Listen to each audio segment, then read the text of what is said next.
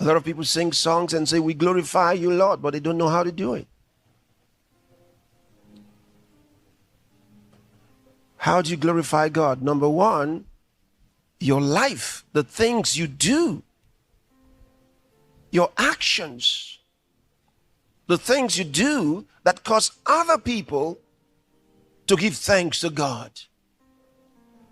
But you see, that is not something you do on the spot while you're praising God and singing, because that you have to do outside. So when you're singing and you say, I glorify you or I worship you, how do you act that out? The Bible tells us it's by lifting your hands.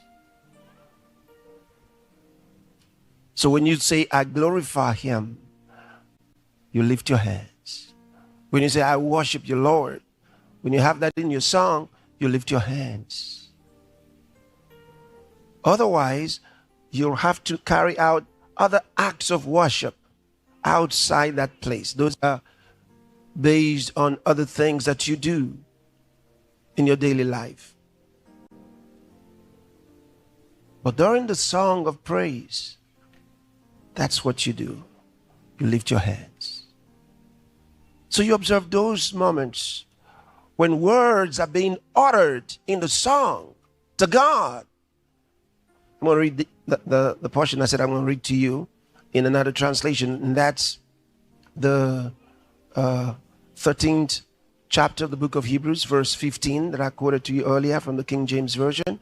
I want to read it now from the AMPC, the Amplified Version.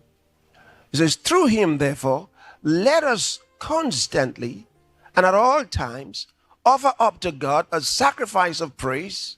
And then it says, which is the fruit of lips that, here's the part I want you to observe, that thankfully acknowledge and confess and glorify his name.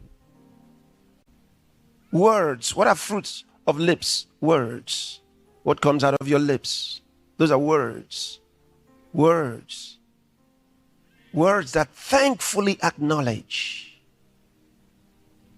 and confess and glorify his name. When you confess his name, you are making declarations, ascribing marvelous works to his name, ascribing glorious things to his name. That's how you make confession of his name. Thankfully acknowledging him. Lord, you are the one who did it.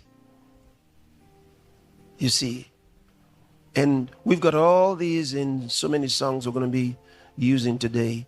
And these songs are tools of praise, the instruments of praise. We're going to be using them and praising the Lord.